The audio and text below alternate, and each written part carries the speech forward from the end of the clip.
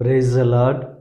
అతి శ్రేష్టమైన యేసుక్రీస్తు నామములో మీ అందరికీ ఉదయకాలపు శుభాలు తెలియజేయుచున్నాను. ఈరోజు దేవుడు మనకు అనుగ్రహిస్తున్న అతి శ్రేష్టమైన వాగ్దానము యోబు గ్రంథము 8వ అధ్యాయము 22వ వచనాన్ని చదువుకుందాము. ఆయన నీకు నోటి నిండా నవ్వు కలుగజేయును. ఈరోజు దేవుడు అది శ్రేష్టమైన వాగ్దానం మనకు అనుగ్రహిస్తున్నారు.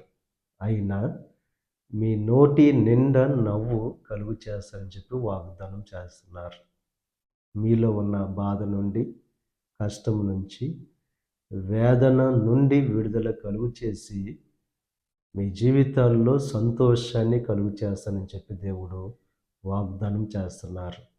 అన్న సంతానం లేని పరిస్థితిలో, దుఃఖంలో, వేదనలో ఉన్నప్పుడు సంతానము కలుగు చేసి దేవుడు అన్న జీవితంలో నోటి నిండా నవ్వును కలుగు చేశాడు దేవుడు.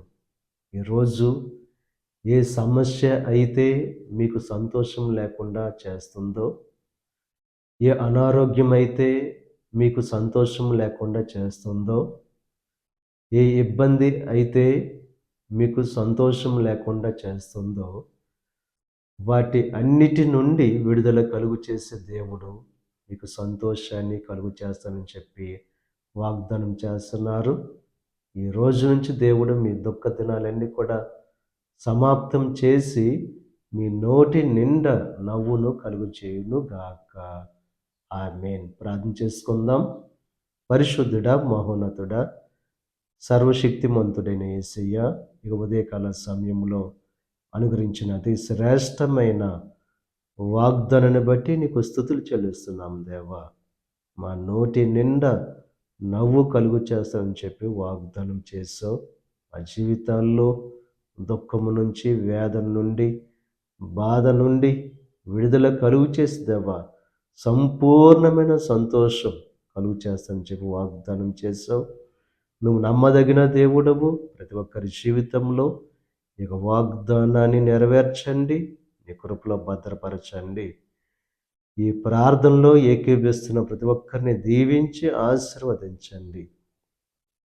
ఈరోజు తలపెట్టిన ప్రతి కార్యాన్ని సఫలం చేయండి. వారి రాకపోకల్లో నీకు సహాయం అనుగ్రహించండి.